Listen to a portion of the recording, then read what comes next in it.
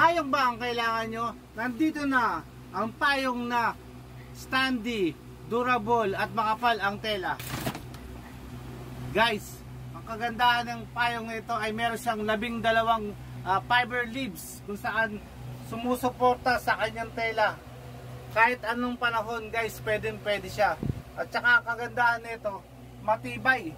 Kahit ano ugan yan guys, hindi masisira kasi meron siyang double fiber string na sumusuporta guys, no? Ilapit mo guys.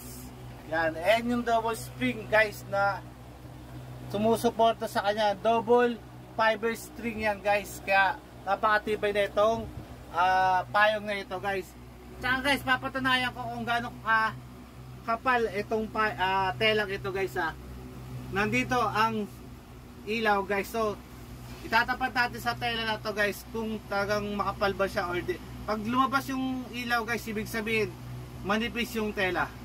Guys, nakikita niyo ba yung ilaw? Hindi, di ba? Kasi makapal nga tong telang ito guys, no? Guys, ang kagandahan nitong payong na to guys is malapad, no? Matibay na, standy pa, ang lapad niya pa guys, so hindi kayo mababasa pag gamit niyo to guys.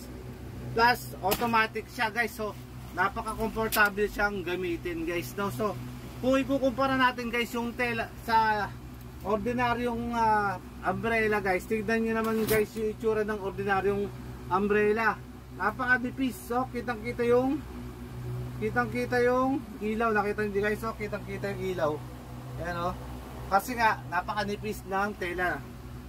Hindi katulad nitong umbrella na to guys, napakakapal ng tela at napakalapad pa at matibay pa siya guys, no? Actually guys, 111 cm ang lapad nito guys, no? Halos siyang di pa siya, no guys?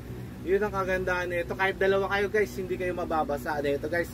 At saka guys, hindi lang naman siya pang ulan, pwede din siya pang araw kasi meron siyang anti-UV technology kung saan yung harmful na UV ray na nilalabas ng araw tatalbog lang dito sa telang ito, papalabas, no? Hindi dadapo sa inyong mga skin kasi napaka-harmful yun sa skin yung UV ray na yan, no? So kaya kailangan nating iwasan. Ito, saktong-sakto tong payong na to. Pag gamit nyo to, siguradong ligtas kayo sa UV ray, no guys? So guys, meron pang mga iba-ibang kulay ito na available, no guys? Baka sabihin nyo black lang available.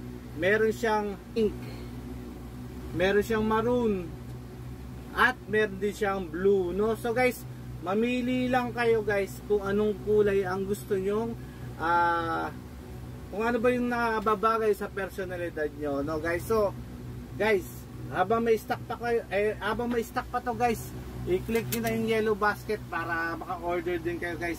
Sakto-sakto, magiging tag-ulan na, maraming mga bagyo darating sa atin, no? Kaya kung ako sa inyo, i-click nyo ng yellow basket para may panglaban kayo sa ulan or bagyo man or magiging araw man. Okay?